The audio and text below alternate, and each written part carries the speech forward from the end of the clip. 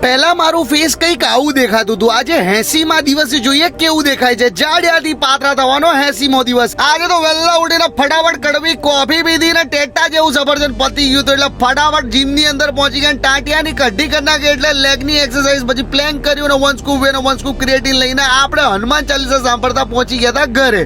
ઘરે પહોંચીને 100 ગ્રામ મગ ને લબ્બા લૂસ કાકડી ડોજામાં ગાલીને આપણે નહીં ધોઈને મસ્ત રેડી થઈ ગયા. આપણી સેકન્ડ મીલ પનીરની સબ્જી, વેજીટેબલ સેલેડ ને 2 રોટલી ડોજામાં નાખીને આપણે નીકળી ગયા હતા આજે દાઢી કરાવવા માટે. તમે પહેલા જોયો કે મારો ફેસ કેવો લાગતો હતો, આજે 80મા દિવસે જોવો કેવો લાગે છે.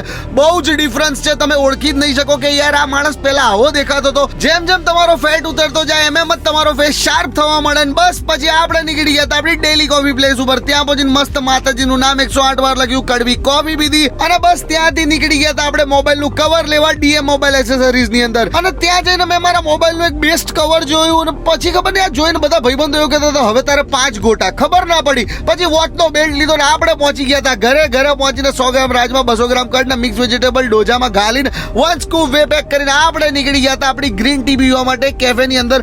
ત્યાં ગ્રીન ટી પીધી ત્યાં અચાનક મારા દોસ્તનો ફોન આવ્યો, બીજા કેફેમાં આવો ત્યાં મળીએ. પછી ત્યાં વિશાલ આવી ગયો હતો, ત્યાં અંકિત રાવ આવી ગયો હતો અને પછી આ દેવર્ષનું આઈડી હેક થઈ ગયું હતું. એટલે અમે લોકો બેઠા, એનું આઈડી હેક થયું હતું તો એને અનબ્લોક કરવા માટેની પ્રોસેસ કરીને બસ ઉનો રમી દિવસ પતાવ્યો. તમે ફોલો કરો લ્યા.